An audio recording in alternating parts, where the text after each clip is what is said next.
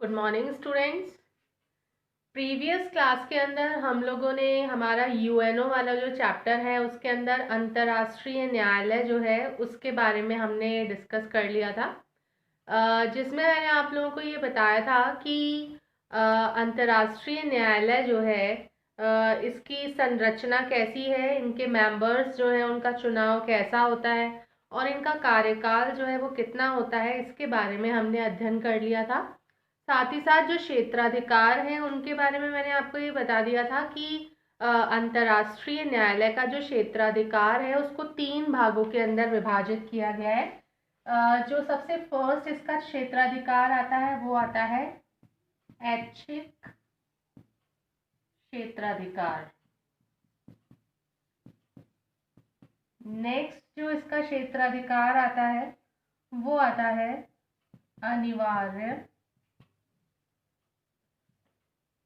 क्षेत्राधिकार। और जो थर्ड नंबर पे क्षेत्राधिकार आता है वो आता है सलाहकारी क्षेत्राधिकार। ये 3 प्रकार के क्षेत्राधिकार जो है ये अंतर्राष्ट्रीय न्यायालय के हैं। इन सभी के बारे में अपन अध्ययन करेंगे एक एक करके। सबसे पहले मैं आपको ऐच्छिक जो क्षेत्राधिकार है इसके बारे में बता देती हूँ। देखो, नाम से ही समझ में आ रहा है ऐच्छिक। ऐच्छिक मतलब अपनी इच्छा के अनुसार। तो अंतर्राष्ट्रीय जो न्यायालय है उसके पास में राज्य के जो मुकदमे हैं उनके संबंध में ऐच्छिक क्षेत्राधिकार जो है वो इनको प्राप्त है। और इसका अर्थ ये होता है कि ऐसे मुकदमे जो हैं वो राज्य किसी समझौते के अंतर्गत इसमें लेकर आता है। मतलब कि राज्य जो है वो अंतर्राष्ट्रीय न्यायालय के साथ में एक समझौता करता है और उसके तहत अपने किसी भी मैटर को लेकर के वो अंतर्राष्ट्रीय न्यायालय में जाता है। कोई भी कंट्री जो है, किसी भी राज्य जो है, उस पर ये प्रतिबंध नहीं है कि वो इन मुकदमों को इस न्यायालय में लेकर के ही आए। मतलब कि कंट्रीज पर प्रतिबंध नहीं है, ये उनकी इच्छा पर डिपेंड करता है कि वो उस मैटर को अंतर्राष्ट्रीय न्यायालय में लेकर जाते हैं या नहीं जाते। ठीक है। दूसरा जो इसका क्षेत्राधिकार आता है वो आता है अनिवार्य क्षेत्राधिकार। देखो, जो इनका जो चार्टर है उनका जो अनुच्छेद 30 है उसके अनुसार राज्य जो है वो निम्नलिखित प्रकार के जो मुकदमे हैं उनमें इनके क्षेत्राधिकार को अनिवार्य मान सकता है। जैसे कि संधि, अगर किन्हीं कंट्रीज के मध्य में कोई संधि हुई है तो उसकी व्याख्या से रिलेटेड जो भी चीज़ें हैं वो इनके अनिवार्य क्षेत्राधिकार के अंतर्गत आएगी।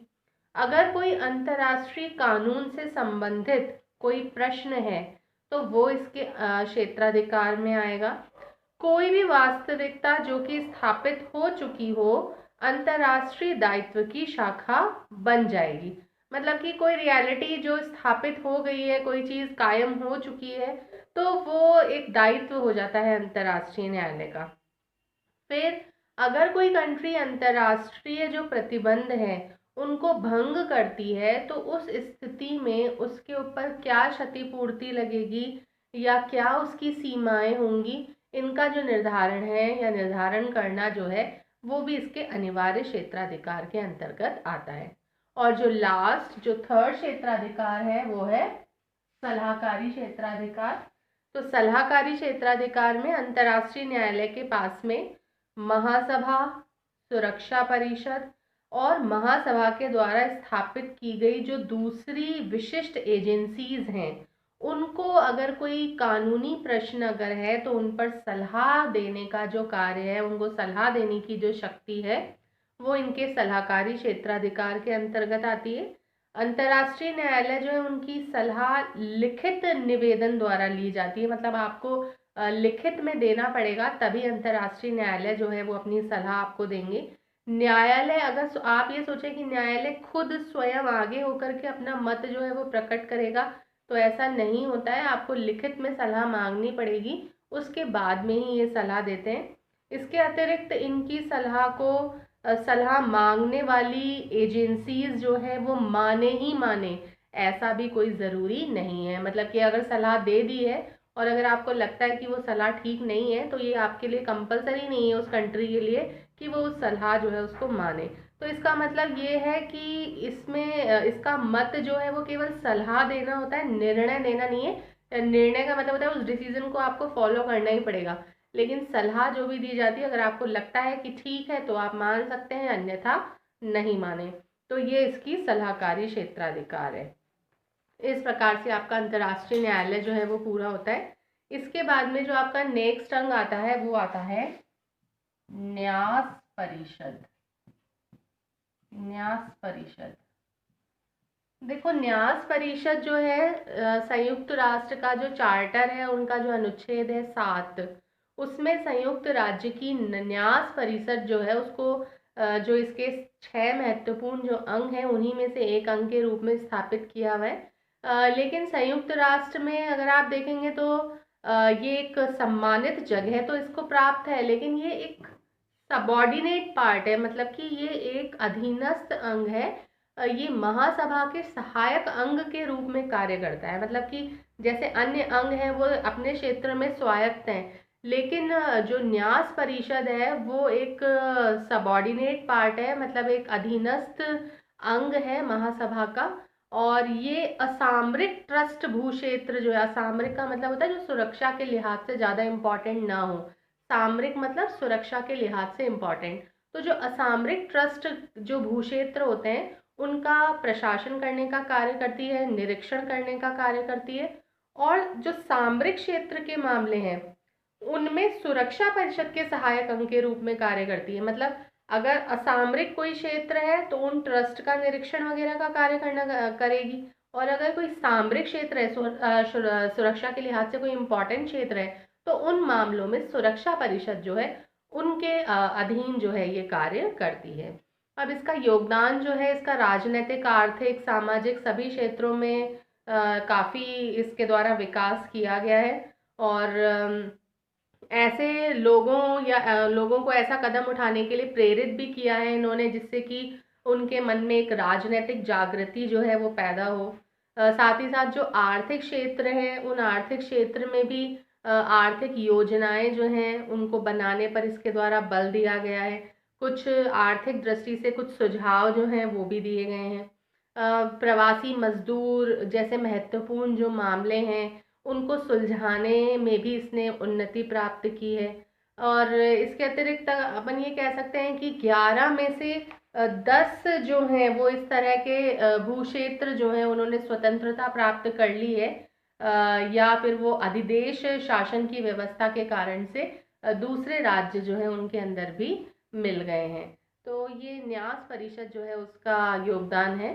इसके बाद में जो आपका नेक्स्ट अंग आता है वो आता है आर्थिक और सामाजिक परिषद। देखो यूएनओ जो है उसकी पहले जब उसका उद्देश्य जो है वो केवल, अगर अपन एक प्रमुख उद्देश्य की बात करें तो युद्ध को रोकना और शांति को बनाए रखना था। लेकिन अगर आप ये कह सकते हैं कि इसका एकमात्र उद्देश्य केवल युद्ध रोकना या शांति कायम करना ही नहीं है, बल्कि जो भी कंट्रीज हैं, जो भी राज्य हैं, उनका आर्थिक और सामाजिक कल्याण करना जो है वो भी इसका एक प्रमुख उद्देश्य है। क्योंकि आप देखेंगे इसके जो चार्टर हैं उसके अंदर भी जो इसके निर्माता थे वो इस बात से भली भांति परिचित थे, वो इस चीज़ को बहुत अच्छे से जानते थे कि जब तक कंट्रीज का सामाजिक और आर्थिक विकास नहीं होगा तब तक उस जगह पर या वहाँ पर शांति व्यवस्था जो है वो कायम नहीं की जा सकती है। तो इसीलिए जो इनका अनुच्छेद है 1, उसमें ये कहा गया है कि संयुक्त राष्ट्र के विभिन्न उद्देश्यों में से एक उद्देश्य है सामाजिक, आर्थिक, सांस्कृतिक और लोकोपकारी स्वरूप की समस्याएं जो हैं उनको सुलझाना। इसके लिए राष्ट्र जो है उनका आपसी सहयोग प्राप्त करना तथा जाति, भाषा, लिंग, धर्म का उल्लेख किए बिना मात्र मानव के जो मूल अधिकार हैं, उनकी जो स्वतंत्रताएं हैं, उनके लिए लोगों में एक सम्मान की भावना पैदा करना जो है वो भी इसका एक प्रमुख उद्देश्य है। और इसके बाद में जो इसका लास्ट अंग आता है वो आता है सचिवालय और महासचिव। तो सचिवालय जो है वो एक जो यूएनओ के जो 6 अंग हैं उनमें से एक महत्वपूर्ण अंग है। और संयुक्त राष्ट्र का मुख्यालय है ये एक तरीके से।